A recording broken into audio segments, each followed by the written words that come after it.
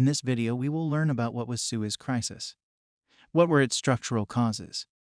What was the origin of crisis, how it turned from diplomacy to war, and what were the aftermaths of this crisis? Suez Crisis was a small war fought by Britain, France, and Israel against Egypt in first week of November 1956. Structural causes, or the immediate ones, were rise of Arab nationalism in the Middle East endangered British client regimes and the French presence in Algeria. Presence of Israel since 1948 gave a focus to Arab resentment. Gamal Abdel Nasser emerges after April 1954 as a charismatic leader. The second cause was Middle East as source of Europe's oil, and in 1950s oil overtakes coal as main source of energy. Third structural cause was intellectual structures. Egyptian leader Nasser portrayed as a new Mussolini by British and French leaders. Fourth and the last cause was imperial humiliations.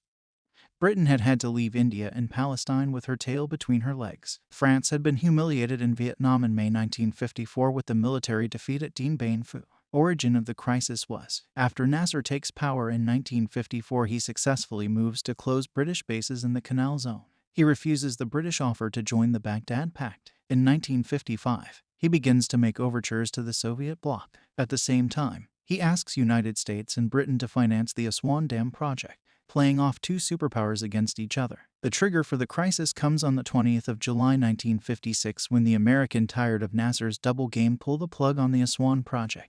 In retaliation, Nasser nationalizes the Suez Canal. The canal would have become Egyptian anyway in 1968, but the rest of the world feared that Egypt would not abide by the 1888 Constantinople Convention, which specified that the canal should remain open even in times of war to ship of all nationalities. From diplomacy to war. Under the influence of Eisenhower and J.F. Dulles, the Suez issue was initially dealt with at diplomatic level. In August, via Australian Prime Minister Robert Menzies, the creation of a non-profit company that would guarantee Egypt as a secure and rising dividend is proposed. After failure of the attempt, United States purposes to the SCUA to collect tolls, but this plan is blocked in the Security Council on the 13th of October by USSR. After the United Nations vote, Eden seemingly decides that diplomatic means are exhausted and that Britain needs to pass to military action, convinced of this by the French, who were anxious to involve Israelis.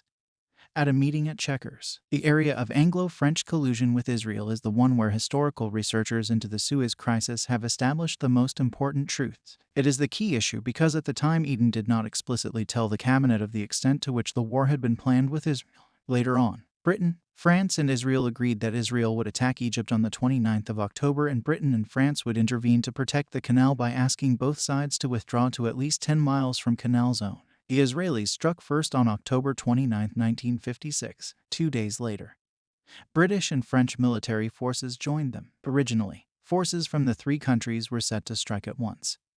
But the British and French troops were delayed, behind schedule but ultimately successful.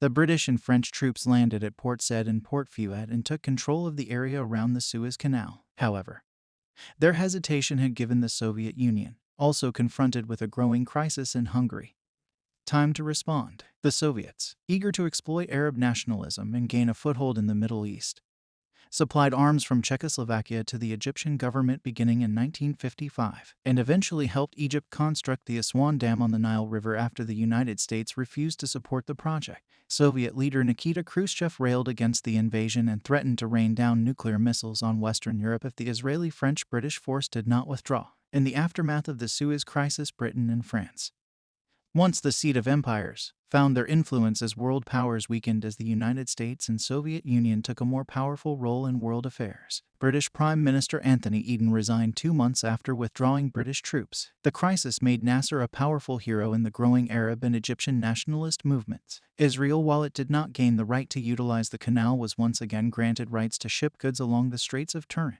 10 years later, Egypt shut down the canal following the Six-Day War. For almost a decade, the Suez Canal became the front line between the Israeli and Egyptian armies. In 1975, as a gesture of peace, Egyptian President Anwar el-Sadat reopened the Suez Canal. Today, about 300 million tons of goods pass through the canal each year.